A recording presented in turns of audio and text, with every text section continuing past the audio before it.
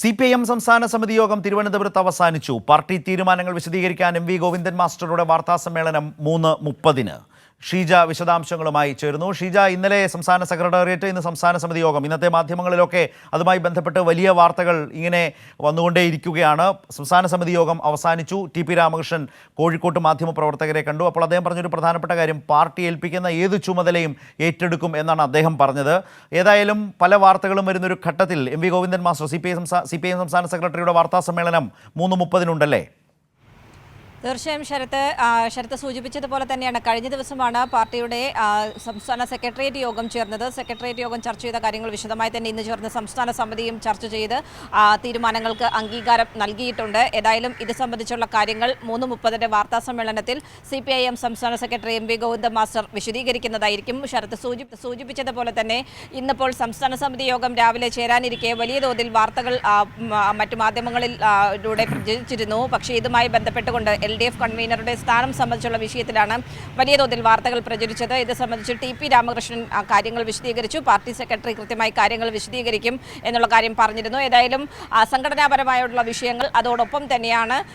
ഇനിയിപ്പോൾ സമ്മേളനത്തിൻ്റെ കാലമാണ്. നാളെ മുതൽ ബ്രാഞ്ച് സമ്മേളനം അടക്കം ആരംഭിക്കാൻ പോകുന്നു. ഈ ഒരു വിഷയങ്ങൾ സമഗ്രമായി തന്നെ CPIM-ന്റെ സെക്രട്ടേറിയറ്റ് യോഗവും ഇന്ന് ചേർന്ന സംസ്ഥാന സമിതി യോഗവും ചർച്ച ചെയ്തിട്ടുണ്ട്. ഇക്കാര്യങ്ങൾ എല്ലാം തന്നെ 3:30-നുള്ള വാർത്താ സമ്മേളനത്തിൽ സംസ്ഥാന സെക്രട്ടറി വിശദീകരിക്കുന്നതായിരിക്കും. ശരത്ത്, ഏതായാലും ഷീജ സൂചിപ്പിച്ച പോലെ മാധ്യമങ്ങളിലൊക്കെ EP ജയരാജൻ LDF കൺവീനർ സ്ഥാനം ഒഴിയുന്നു എന്ന നിലയിൽ വാർത്തകൾ വന്നുകൊണ്ടിരിക്കുന്ന ഒരു സാഹചര്യമുണ്ട്. CPIM-ന്റെ സംസ്ഥാന സെക്രട്ടേറിയറ്റും സംസ്ഥാന സമിതിയുമാണ് ഇക്കാര്യത്തിലൊക്കെ വളരെ വിശദമായി ചർച്ച നടത്തിയ പാർട്ടിയുടേതായിട്ടുള്ള സംസ്ഥാന തലത്തിലെ ഇത്തരം തീരുമാനങ്ങൾ എടുക്കേണ്ട സുപ്രധാനമായിട്ടുള്ള സംവിധാനങ്ങൾ, രാഷ്ട്രീയ സംഘടനാ സംവിധാനം അങ്ങനെയാണ്.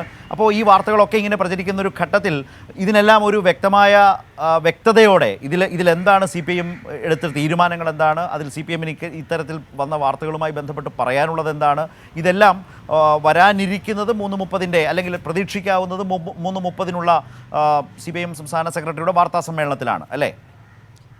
തീർച്ചയായും ശരത്ത്, ഇതുമായി ബന്ധപ്പെട്ടിട്ടുള്ള എല്ലാ ചോദ്യങ്ങൾക്കും കൃത്യമായിട്ടുള്ള മറുപടി ഈ 3:30-നുള്ള വാർത്താ സമ്മേളനത്തിൽ ലഭിക്കുന്നതായിരിക്കും. LDF കൺവീനർ സ്ഥാനം സംബന്ധിച്ചുള്ള വിഷയത്തിൽ തന്നെയാണ് വലിയ തോതിൽ പുറത്ത് വാർത്തകൾ പ്രചരിക്കുന്നത്. അതുകൊണ്ട് തന്നെ ഈ കാര്യങ്ങളിൽ എന്താണ് പാർട്ടി തീരുമാനം എന്നുള്ളത് CPIM സംസ്ഥാന സെക്രട്ടറി തന്നെ 3:30-നുള്ള വാർത്താ സമ്മേളനത്തിൽ വിശദീകരിക്കും. അതുകൊണ്ട് തന്നെയാണ് TP രാമകൃഷ്ണനും കാര്യങ്ങൾ പറഞ്ഞത്, സംസ്ഥാന സെക്രട്ടറി കാര്യങ്ങൾ വിശദീകരിക്കുമെന്നുള്ളത് വ്യക്തമാക്കിയത്.